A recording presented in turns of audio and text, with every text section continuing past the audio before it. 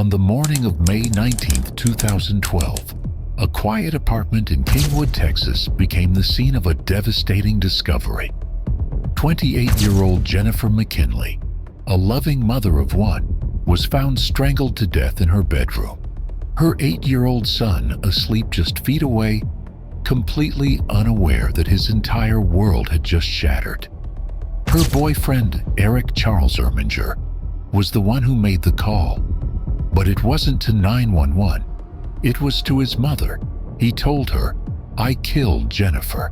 I'm going to kill myself."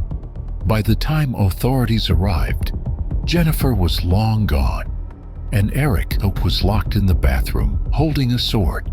What followed was a chilling interrogation, one where Erick claimed to remember nothing until the walls started closing in. Eastern Fire Medical, what is your location? Woodland Hills. What is your emergency? I think it's a murder. And have you started CPR, ma'am? No, deep cold. I'm going to need child services too. There's a little boy here. Okay. You need to get here as soon as you can.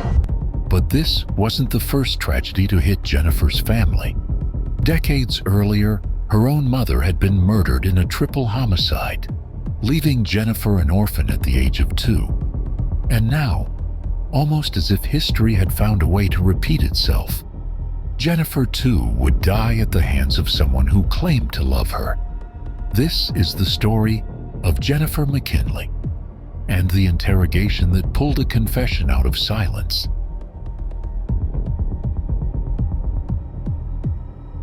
Sorry I had to move you. Sorry. The importance of our discussion today is to get as close to the truth as we can possibly get to. Okay? I left work at like 7. There's a bar, like a little dive bar right on Greens and 59. That's my way home. Okay. So me and Buddy stopped, had a beer, had a couple beers. And somebody else bought us. I played a couple games of pool, and I realized that, I'm not going to drive. How many beers did you think you had? I probably had probably 9. At first, 44-year-old Erick Erminger appeared composed. Too composed. He didn't cry, didn't ask for updates, and didn't react much at all. But investigators didn't jump to conclusions. Trained interrogators know that emotional shock can manifest in strange ways. Some people shut down, others overreact. What they looked for instead were patterns. Erick started by outlining his night. He said he finished work, hit up a dive bar, had a few beers, then corrected himself to say 9 beers. He played some pool, hung out with friends, and called Jennifer to pick him up. She was irritated. He admitted that. But when asked what happened after she picked him up, Erick said nothing. He claimed his memory went blank. So I called Jennifer, come and get me. She's like, okay. You remember what time this was? Roughly? Before midnight, after midnight? Oh, it was before midnight. I would probably say 9:30, 10 o'clock. What is her attitude on the phone when you call her? She's probably pissed. Not happy? Yeah. When she does come and pick you up, does she have Ben with her? No. When she came walking in, that's when I asked her if you left Ben in the car.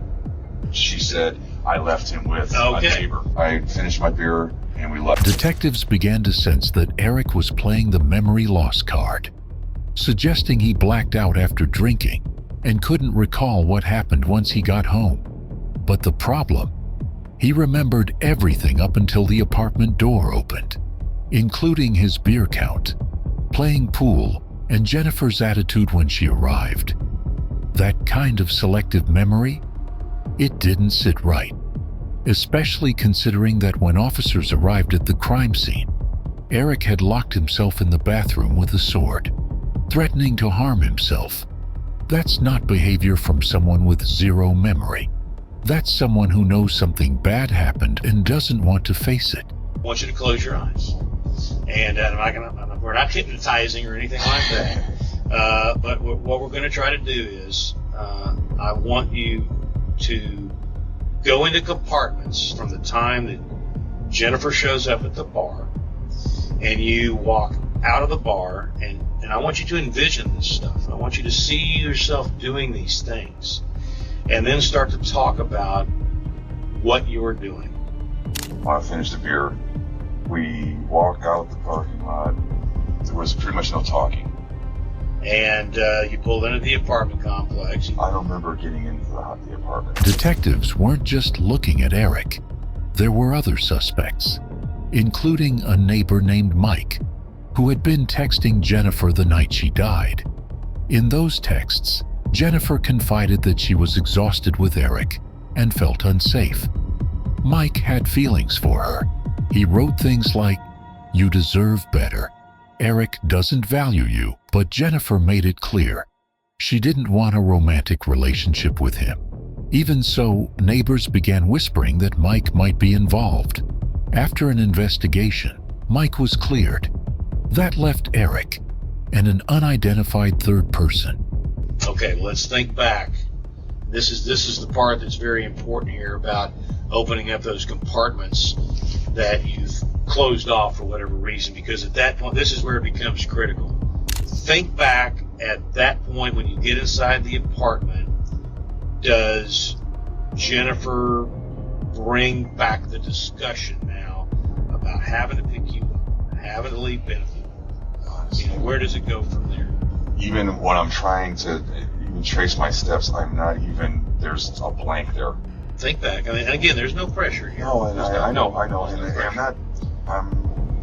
I said, I don't remember hitting the apartment, and I would have went right to bed. Do you want me to make up something? No, I want you to tell the truth. I told you that's what my job is. I'm a truth telling you seeker. the truth. I'm trying to get there, but I got you. Investigators began shifting tactics. They moved away from questions and into emotional anchoring, asking Erick about his relationship, his family, and Jennifer. He opened up. He described Jennifer as difficult. They'd argue. She annoyed him with small things, not squeezing the toothpaste right, not replacing the toilet paper roll.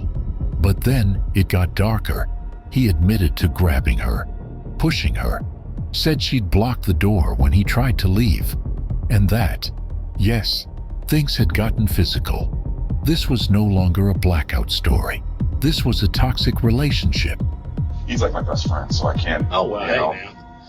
Let me tell you what I've got. Weird. I have a son, and I feel the same way. Well, let's talk about Jennifer. Jennifer, I think it was like 4 or 5 years ago. She had just finalized her divorce, and we just kind of hit it off. Well, she had a little boy, and for both of us, it was just like a companionship thing. It was just the little things, you know. She would never put the top on, right? The toilet paper, whatever. Wouldn't squeeze the toothpaste from the bottom of, And when you all have these arguments that every couple has, I've been married for almost 30 years, and I can tell you there have been some wrangling. I am quick to anger. With her, she liked to press. Just leave me alone. Leave me alone. Just leave me be. Leave me be. Leave me be. Stuff's been thrown. Anything physical between you and her? Yes. What have you done? I grabbed her and actually pushed her away. I'm trying to get away. She'll jump in front of the door. Right? I just need to get some air. Let me out. I'll come back. No. Don't leave. Jump in front of the door. Jennifer, please, baby, get out. The time that Jennifer shows up at the bar and you walk out of the bar, and I want you to see yourself doing these things and then start to talk about what you're doing. She comes into the bar. She keeps bugging me to go. And you're telling her what? I'm telling her, let me finish these beers. Yeah. I'm trying to slam them down. She keeps pulling. You're on the way home, driving, and you pulled into the apartment complex. I would have went right to go into the bedroom and pass out, basically with my clothes on and everything. It's like a big puzzle here. We've got the framework of this puzzle. We know that you were at the bar. We know that you called Jennifer. We know that she picked you up. You're intoxicated, and you get to the apartment. And now here's where it becomes critical.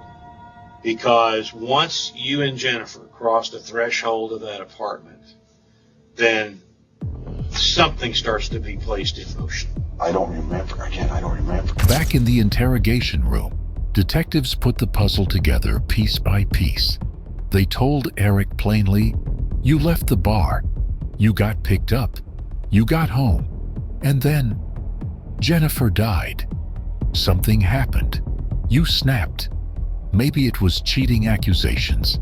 Maybe she pushed your buttons too far. But you were the only one there." At first, Erick stuck to his claim. "I don't remember. I really don't." But detectives weren't letting it go. She was cold, blue, lifeless, and she died by your hand. Either something accumulated and let the evil override the good. But it had to start with something that Jennifer said or did. Either told you, "Get the hell out of this apartment. Don't want you here anymore." But something that you were not going to put up with anymore. Because you were drunk, it drops inhibitions. This alcoholic amnesia or this selective I don't remember stuff, I'm just telling you, man, it is not going to look sincere. Well, and then I guess I'm just...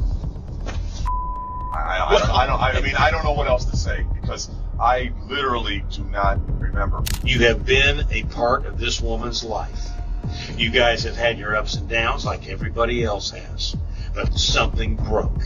And it broke to the point where, and a person who never would ever think of doing something like this to the woman he loved snapped and did it. You killed her. When you got up that morning and you looked down, I guarantee you the first thing that went through your head was, "Holy did I really do that?" Because you do remember what happened and you remember what set it off. You saw her, she's blue, she's cold, she's dead. And she is dead at your hand. And I will guarantee you the first thought you had was, "Holy I did that." Yeah, you're right, I killed her. And then it cracked. Erick whispered, "You're right. I killed her." It wasn't loud. It wasn't dramatic. It was quiet and final. The confession gave prosecutors what they needed. Without it, they'd be building a circumstantial case. It's part of my responsibility to go back and try to explain to those people I understand. the unanswered question. And what do you think that is? Why? I would like to know myself. It's coming across to me as being deception. It's not being a lack of memory. It's for whatever reason, and I'm trying to get in your head to figure out, you've already admittedly said you killed her. I am being totally truthful with you. I do not remember. I don't remember her interacting with me. Somehow I gave myself a plan, and I don't know how to change it. When asked why, Erick gave no real answer. He maintained he didn't remember what triggered it, but detectives believed it stemmed from an argument, one about cheating, control, or power. Jennifer's 8-year-old son, Ben, had heard a noise around 2 or 3 a.m., but when he peeked out of his room, he didn't see anything. By 6 a.m., Erick was making breakfast for the boy. Then, hours later, he called his mother and said the words, "I killed my girlfriend." He also claimed he would kill himself, but he didn't. Erick Erminger was convicted of murder and sentenced to 40 years in the Texas Department of Corrections. Ben was placed in the custody of his biological father. But this wasn't the first time tragedy touched Jennifer's life. In 1985, when she was just 2 years old, her mother, Tammy Wright, was murdered in a triple homicide in Houston. Jennifer survived that crime as a toddler, only to die decades later in another act of domestic violence. Her grandparents, Charlie and Norma Wright, couldn't help but see the horrifying full circle. Jennifer was buried beside her mother, a woman who escaped one violent home, only to be killed in her own. The story of Jennifer McKinley is a brutal reminder that domestic violence can simmer just below the surface. invisible to outsiders, ignored by partners, and deadly when it reaches its boiling point. If you or someone you know is in a toxic or abusive relationship, please get help. No one should have to survive it twice. Subscribe for more real interrogations, case breakdowns, and criminal psychology. Only here in the Shadow Room.